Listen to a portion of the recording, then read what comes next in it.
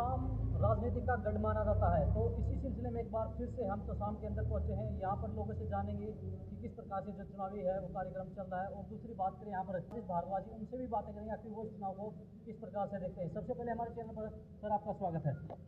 बहुत बहुत धन्यवाद आप लोगों का भी, आपके माध्यम से आपके चैनल के दर्शकों का और सभी साथी से मुझे मिलने का मौका मिला, आप सभी का बहुत बहुत धन्यवाद।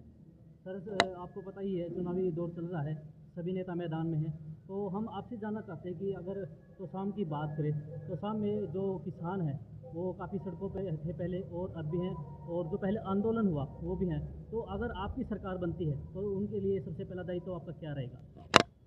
किसानों की सुविधा के लिए हम ताऊ देवीलाल की धारा की पार्टी के हम जननायक जनता पार्टी जो उसी का रूप है।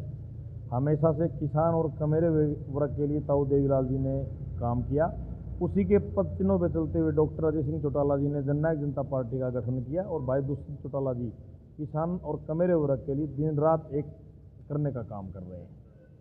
देखिए, घोषणा पत्र जारी किया गया है आपकी पार्टी के द्वारा, तो उस घोषणा पत्र में क्या क्या ऐसी योजनाएं हैं जो कि आम जनहित के लिए अच्छी होंगी?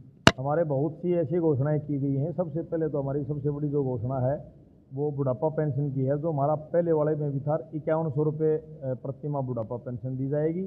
इसके अलावा हमारा जो बेरोजगारी भत्ता है उसके लिए भी हमारा 11,000 रुपये बेरोजगारी भत्ते का रहेगा। आशा वर्कर और आंगनबाड़ी वर्कर के लिए 21,000 रुपये प्रतिमाह भत्ता। इसके अलावा जो हमारी गर्भवती महिलाएं बहन बेटी हैं उनके लिए भी हमारा 5,000 रुपये प्रतिमाह उनका मानदेय किया जाएगा। जैसे ट्रैक्टर का हमारा टैक्स हटाया हुआ है, टू व्हीलर के लिए भी हमारे आज उसमें टू व्हीलर के लिए भी हमने हटाने के लिए हमारे घोषणा पत्र में दिया हुआ है। ऐसी बहुत सी योजनाएं हैं। प्रीमियम में अगर हम और भी बातें करें, किसान खेती के लिए 8% सब्सिडी है, खेती में यूज करने वाली जो भी रहेगी ना उसके लिए भी। तो मतलब हमारी बहुत अच्छी काफ़ी ऐसी घोषणा पत्र में स्कीमें हैं जो सरकार आती है हम तुरंत एक प्रभाव से हम लागू करेंगे। अग्निवीर के लिए भी है, अम्बेडकर योजना में भी हमारे आवासीय में 100 गज के प्लाट BPL और SC जिनके कार्ड है उनको हम देने का काम करेंगे। और ऐसे ही अग्निवीर के साथियों के लिए फ्री PhD की जो है और कोचिंग के लिए फ्री देने का काम करेंगे। ये आज हमारे घोषणा पत्र में।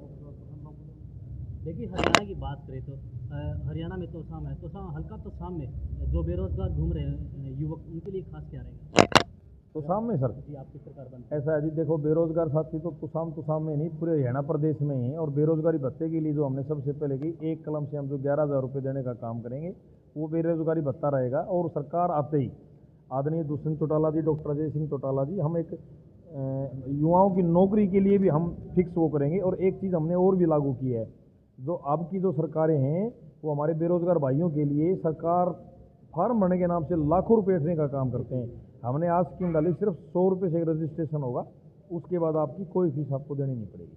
देखिए, हरियाणा सरकार के द्वारा जो BJP की सरकार, इसके द्वारा काफ़ी पोर्टल चलाए जा रहे हैं जिससे कि आम जनता काफ़ी परेशान है, उसके बारे में क्या कहना है? दोबारा से बताना। देखिए, हरियाणा सरकार के द्वारा काफ़ी पोर्टल जारी किए गए हैं जिससे कि आम जनता काफ़ी परेशान हो रही है, इसके बारे में क्या कहना चाहिए? बिल्कुल आपकी बात सत्य है। जो पिछली सरकार जो तुरंत तो अभी जो सरकार चल रही है, इन्होंने जो ये पोर्टल स्कीमें चली हुई हैं जिसे आधार कार्ड लिंक का है या फिर फैमिली ID वाला है, इस पर काफ़ी गंभीरता का विषय है कि काफ़ी परिवार बहुत से परेशान हैं इस मामले में। तो इस पर भी पूरा विचार किया जाएगा और जो चीज़ें आम जनमानस को, आम नागरिक को परेशानी न हो वो चीज़ें लागू की जाएंगी। देखिए, तोसाम के अंदर जो सुंदर नहर है उसके मामले में काफ़ी दिक्कतों का सामना करना पड़ रहा है। तोसाम के जो लोग हैं उनको भी काफ़ी दिक्कतों का सामना करना है, ऐसे में क्या कहेंगे आप? दिक्कत तो नहरी पानी की अगर बात करें, अगर हमें समान बंटवारे के रूप में अगर हमें पानी मिल जाए तो हमारे नीचे का जो पानी पीने का वो भी बड़ा अच्छा हो जाएगा। आज 10,000 TDS से हमारा जो पानी है वो हमें पीने योग्य ही नहीं है।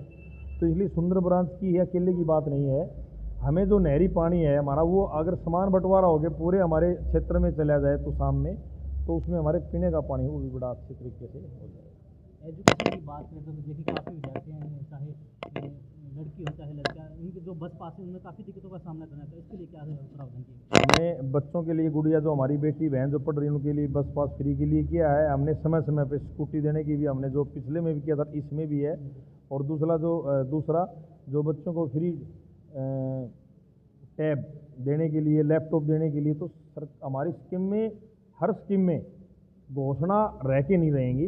हमेशा हमने उस पर पूरी प्रॉपर तरीके से काम करने का एक सिस्टम बनाया हुआ है। जैसे हम पिछले युवा साथियों के लिए जो 75% का आरक्षण के लिए थी, हमारी बहुत बड़ी सोच थी आदरणीय दुष्यंत चौटाला जी की, हमने लागू करवाया, लेकिन वो कोर्ट में केस आने से अभी अटका हुआ है। लेकिन जो हमारी जैसे ही सरकार आएगी, हम उसको तुरंत प्रभाव से फिर कोशिश करके उसको लागू करवाने का काम करेंगे। मान लीजिए भविष्य में अगर आपकी सरकार बनती है तो सबसे पहला दायित्व आपका किसानों के लिए, हरियाणा के लिए क्या रहेगा?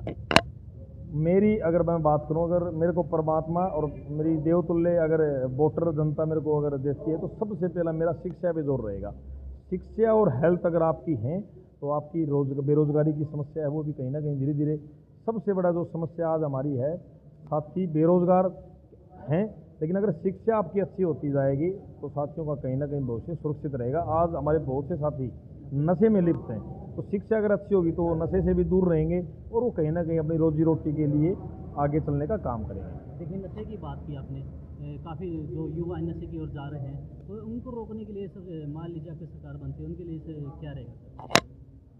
नशे के लिए समय समय पे देखो, आज मैं कहूँ छोटा मुंह बड़ी बात, एक दिन में सारी कुछ चीज़ें ठीक हो जाएंगी, लेकिन समय समय पे नशा छोड़ो अभियान या उसके ऊपर प्रॉपर तरीके से कानून बना के, ताकि युवा साथी जो जितने ज़्यादा लिप्त हो रखे हैं उस नशे में, और नशा कहाँ से आता है, कैसे, उस चीज़ को पूरी तरह से रोक रहे, उस चीज़ों पे हम पूरी तरह से सरकार फोकस करेगी जैसे ही हमारी सरकार बन जाती है। देखिए, सभी भाई बहन हैं, तो क्या कहना चाहेंगे, अपने आप को किस प्रकार से मजबूत मानते हैं? देती है, तो सबसे पहला मेरा शिक्षा पे जोर रहेगा।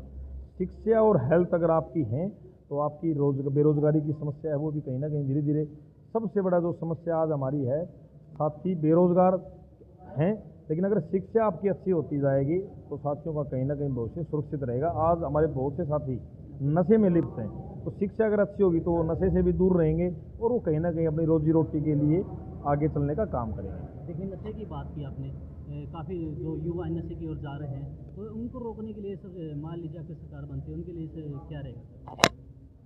नशे के लिए समय समय पे देखो, आज मैं कहूँ छोटा मुंह बड़ी बात, एक दिन में सारी कुछ चीज़ें ठीक हो जाएंगी, लेकिन समय समय पे नशा छोड़ो अभियान या उसके ऊपर प्रॉपर तरीके से कानून बना के, ताकि युवा साथी जो जितने ज़्यादा लिप्त हो रखे हैं उस नशे में, और नशा कहाँ से आता है, कैसे, उस चीज़ को पूरी तरह से रोक रहे, उस चीज़ों पे हम पूरी तरह से सरकार फोकस करेगी जैसे ही हमारी सरकार बन जाती है।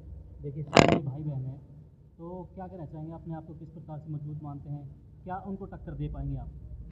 मैं मजबूत नहीं मानता, सिर्फ एक चीज़ में वो मेरे से अपने आप को बड़ा मानते हैं कि वो चौधरी बंसीलाल जी के पोता पोती हैं। बाकी अगर आप यूथ के हिसाब से अगर हमारा तीनों का आप मुकाबला करोगे, तो वो फील्ड में वो हो सकता है एससी में बैठ के तो मेरे से ज़्यादा काम कर सकते हैं, लेकिन अगर जब फील्ड की बात आएगी ना, तो वो मैं मानता हूँ कि वो 2 से 3 दिन में, हमने पीछे देखा दोनों कैंडिडेटों का 2 से 3 दिन में उनको एडमिट होने का काम करना पड़ा, तो वो सिर्फ और सिर्फ एससी में बैठ के, और हवाई योजनाएं, मैं पूरी साल फील्ड में रह सकता हूँ, 24 घंटे भी रह सकता हूँ, वो 1 दिन 2 दिन करके फिर उनको 2 दिन का रेस्ट चाहिएगा, और मैं कंटिन्यू, अब जब से मुझे टिकट मिली है, मैं कंटिन्यू रात को 11 बजे 12 बजे तक फील्ड में हूँ, सुबह 6 बजे उठ के मैं फिर फील्ड में लग जाता हूँ।